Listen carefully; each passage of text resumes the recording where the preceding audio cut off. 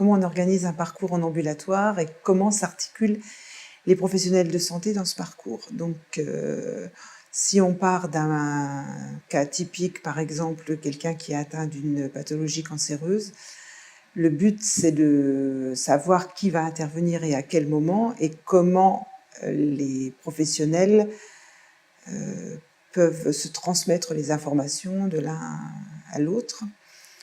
Donc, le rendez-vous chez le cancérologue. Ensuite, on va avoir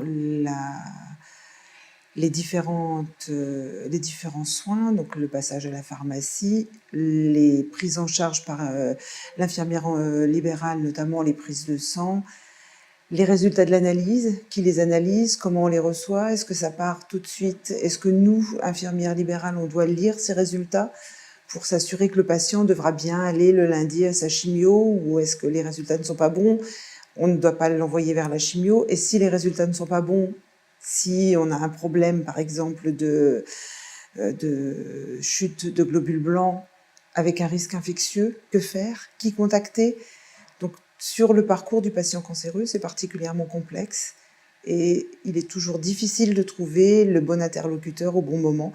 Chez nous, les infirmiers libéraux, ces parcours, on les organise, nous, en général, sur des agendas qu'on laisse chez le patient, on lui laisse toutes les dates. Et quand on a un problème, on appelle le médecin traitant. On s'adresse surtout aux médecins traitants. L'intérêt du numérique pourrait être une solution de télésurveillance, c'est-à-dire que nous, à partir du moment où on a fait le prélèvement, on informe sur la plateforme numérique, le prélèvement a été fait, on reçoit les résultats, on les analyse, on regarde ces résultats, et en fonction...